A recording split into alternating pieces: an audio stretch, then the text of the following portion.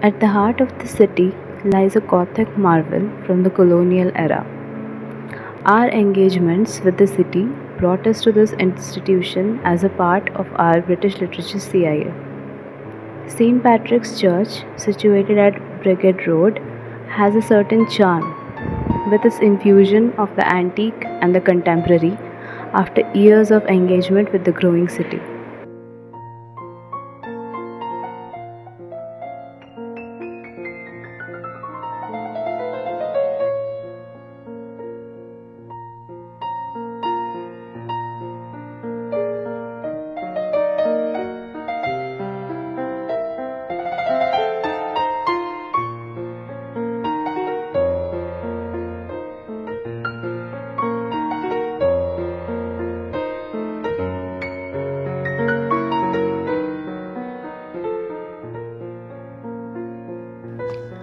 Today, we've come to visit St. Patrick's Church as a part of our academic assignment.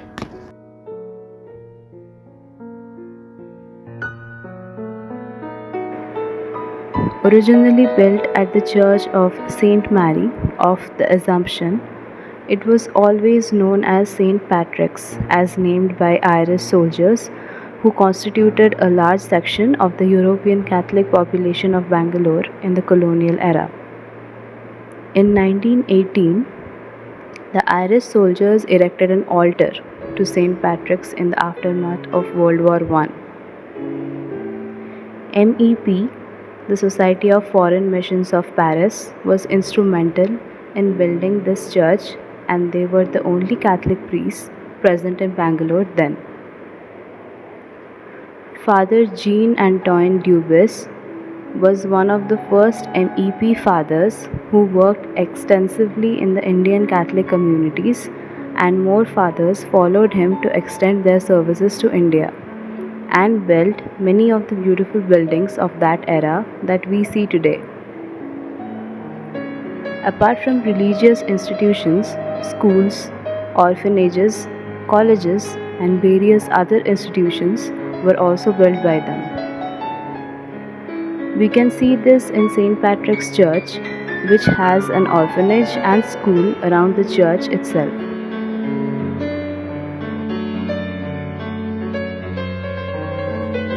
After Tipu Sultan's defeat in 1799, the British relocated their troops from Srirangapatna to the cantonment area in Bengaluru. This area soon developed as a civil and military center and a mini town with British effect. Europeans, Anglo-Indians, pensioners, and others settled here, and soon this area became perfect for religious orders to set up.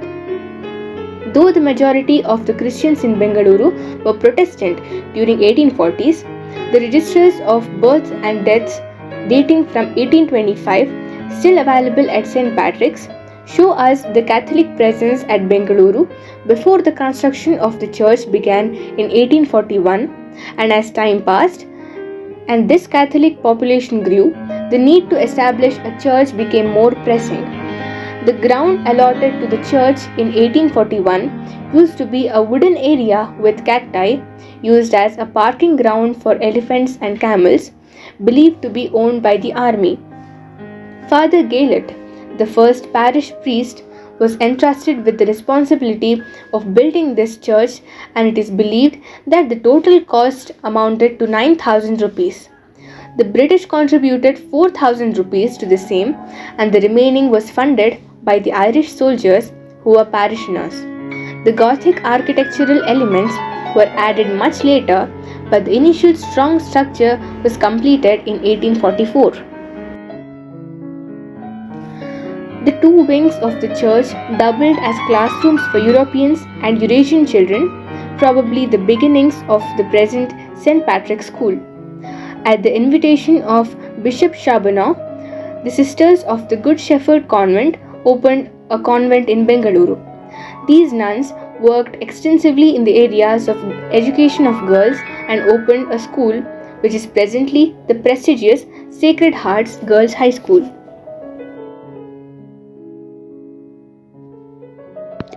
By the 1890s, the church had considerably grown and reconstruction was called for. Raja Sabha Bhushana, Father Antoine Mary Tabard, presided over this with Father J. M. Wysick as one of the main architects. The church was rebuilt in the Gothic style with detailed and exquisite interiors, which we can see to this date. Father Leon Van Peen was the last French parish priest, and with his death in 1963, the era of French parish priests in St. Patrick's came to an end. His legacy lives on, especially in the old Italian tamburini pipe organ that was donated by him, even though it's not in use anymore. The church now celebrates more than 175 years of its inception. The conversations with the parish priest and the resources provided to us from their archives, mainly from the book about the church published in 2017 and provided to us by the kind parish priest, are what helped us to understand the history and significance of this church. The colonial remnants of St. Patrick's Church can be seen in its architecture and design. It was built in the Gothic Revival style, which was popular in the 19th century. The tall pointed arches, stained glass windows, and carvings on the walls and pillars reflect the British love for grandeur and luxuriousness. These features are a testament to the wealth and resources that they had at its disposal, and they showcase the opulence and grandeur that were typical of colonial architecture.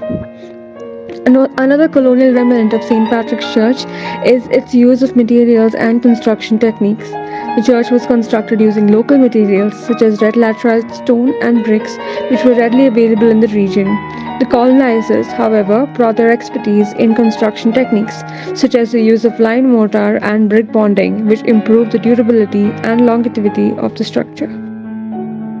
The French priests who built St. Patrick's focused on constructing it in a Gothic style when it was rebuilt and renovated. A high ribbed vault supported by 12 pillars symbolizing the apostles, intricate rosettes on the columns, stained glass windows from France, chandeliers, a status of the Virgin Mary in Italian marble, and various other details add to its splendor.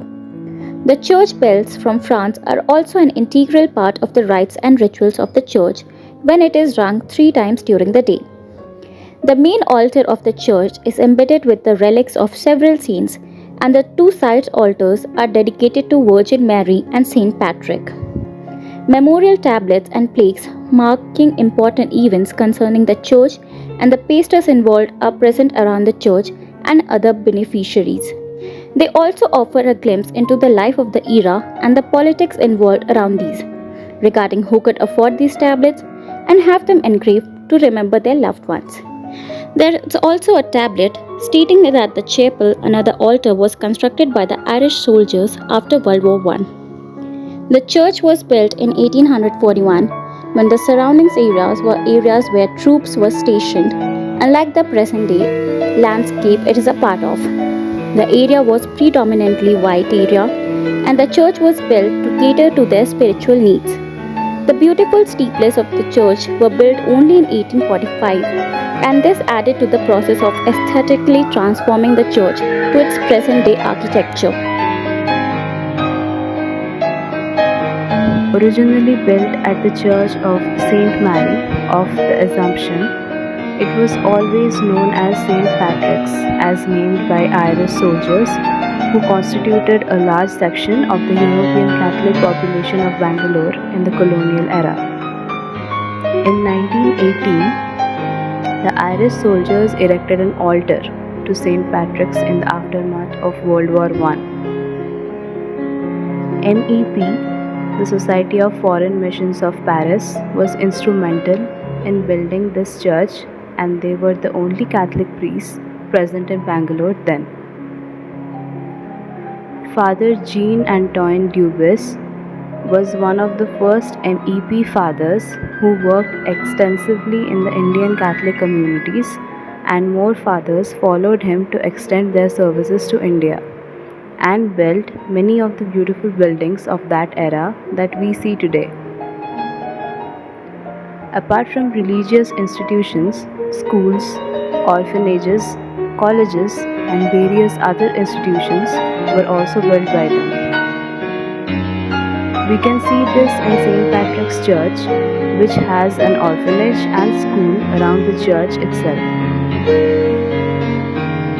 The wealth, power, and influence of the community were evident in these magnificent structures. They imposed their presence in the area and served as landmarks. The landscape of the area changed as these highly elevated and prominent structures began to be identifiers of the place it stood at. This helped the churches to establish their identity and become visible and accessible to believers and non believers. Through various discourses, we are aware that the British found our civilization to be lacking in many aspects, and the building of these structures can also be considered an attempt to reinforce their ideals of architecture, civilization, and religion. The character of St. John Rivers from Jane Eyre by Charlotte Bronte can be drawn as a parallel to the missionaries who built these institutions in India, especially Father Jean Antoine Dubious. He was considered to be an Indophile, somebody who had engaged very deeply with the Indian cultures, had learned the languages, and dressed locally. He even wrote a book named Hindu Manners, Customs and Ceremonies, and contributed greatly to the advancement of the missionaries in the spaces he was involved in. This was the dream that St. John wanted to fulfill with fervor and passion. The church served as a place of refuge for people during times of war and natural disasters too. It provided shelter and food to people who were displaced due to these events. Over the years, St. Patrick's Church has become an important landmark in Bangalore. It is a popular tourist attraction and is known for its beautiful architecture and rich history. The church continues to serve as a religious and social center for the Catholic community in Bangalore. For individuals who regularly attend church services at St. Patrick Church, it may provide a sense of community and support. Churchgoers may participate in activities such as Bible study, prayer groups, or volunteering, and be part of various pious organizations which can help foster a sense of belonging and purpose. Additionally, St. Patrick's Church and other religious institutions often offer support services for those in need, such as counseling, financial assistance, or assistance with food or shelter. These services may be available to both members of the church community and the broader public. Furthermore, for some individuals, the teachings and beliefs of St. Patrick's Church may guide their decision making and behavior in their daily lives. This can include moral and ethical guidance as well as guidance on how to live a fulfilling and a meaningful life.